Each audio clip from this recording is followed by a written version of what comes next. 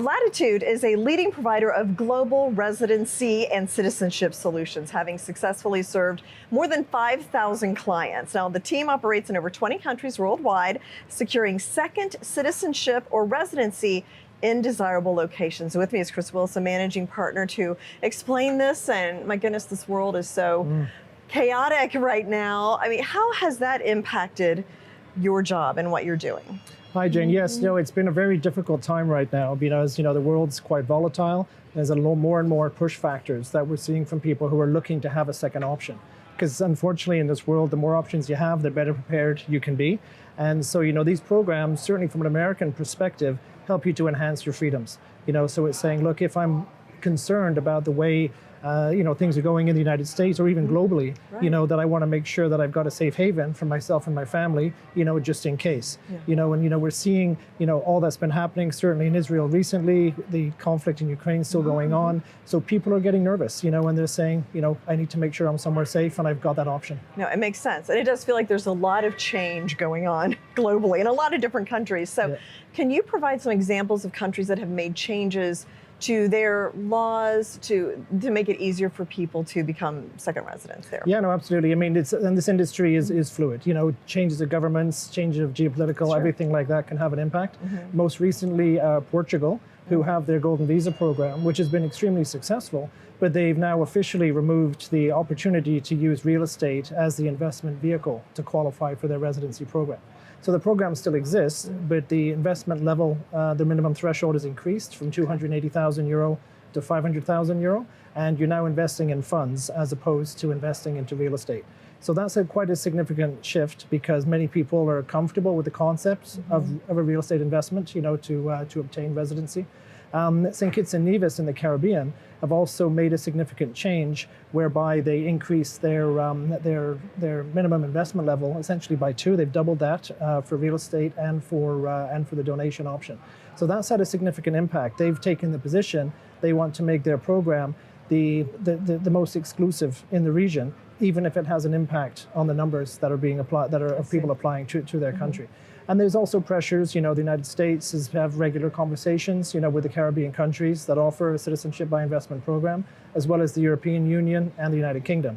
So they've got to make sure that they're, working in conjunction, with the directives and I guess really the global understanding of how do you identify a person, because some people look at this as, is it a way that people are using these programs for the wrong reasons? And so they've got to, again, make sure all the due diligence standards are correct and making sure only the right people get through. Oh my goodness, you've got politics and economics and all kinds of things that come into play here.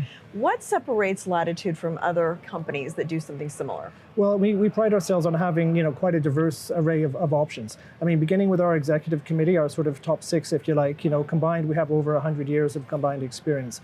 Many of our people in our industry tend to be smaller, more boutique operations that are maybe fronted by one person. So we have this diversity across the board. We also are very involved with the promotion and maintaining the integrity of the program through our involvement with a body called the Investment Migration Council. We have different opportunities, not just by investment, but people using citizenship by descent as a way to obtain their second citizenship. So, being here, in the great city of New York, so many Italians and Irish ancestry that people might be eligible. So, I'll give you an example. We were speaking to one person who was looking at Malta, and they were saying, well, it's €1 million to qualify. It's a big investment, but we were talking to them when we saw their surname sounded Italian. So we just sort of said, hey, tell us about your family background. And it turned out they were actually eligible by descent as opposed to going through investment. So just by probing and getting to understand the client, we saved them €1 million, basically. Oh my goodness, yes, that certainly makes a big difference. So we're here at the New York Stock Exchange, and there's also a residency or citizenship by investment. Yes. How does that work? Well, I mean, it's a very non-traditional investment for sure. And keep in mind, whether people are investing now, I guess the trendy things are AI and biotech and all that type of thing.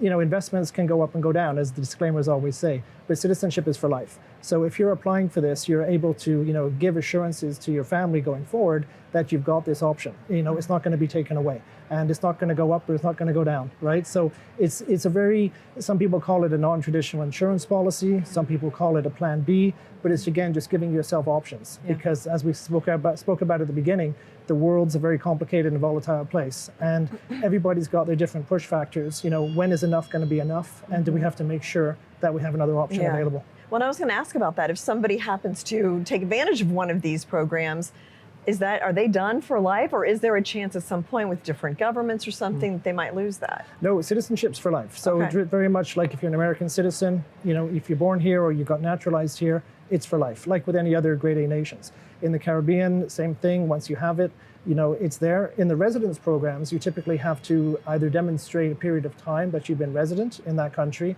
to then qualify to be eligible for naturalization. So very much like a green card holder in the United States, they've got to do their 5 years and then they're eligible to naturalize. So the same thing in Europe as well. Yeah. And I think you're going to see a greater shift of applicants needing to spend more time in the destination country than just, the pure investment. I see. How much typically time does somebody have to spend? It varies. I mean, Portugal right now, it's 7 days a year for a minimum of 5 years. So technically it's 14 days every 2 years. So, that's very low in terms of a day count. Other countries, it can be anywhere between 90 to 183 days. Mm-hmm. And how can somebody find out more about Latitude? Well, I mean, you can certainly go to our website, which is latitudeworld.com. You can contact me directly. My details are on the website. But you'll also find that, more and more people are looking at these programs as they're becoming more into the mainstream way of thinking. Yeah. And so our first point of contact is to get to know the client. So we have that initial consultation, sort of delve into understanding, their motivations, their time scale, their budget, their surname as well, in that Italian example, to really come up with a customized solution. And then once we know what they're all about, they can then decide if they want to go further. And then you can kind of tailor and figure out what the options are. And absolutely, go from there. because there's a lot of options out there, and it's a very personal thing, for these people, and so we have to make sure we have the right solution for them. It's a very interesting concept, and seems very timely with everything. So much uncertainty right now. Yeah. It's all just that reassurance and peace of mind. Yeah, Chris, thank you so much. No, Jane, great to see you again. Thank you.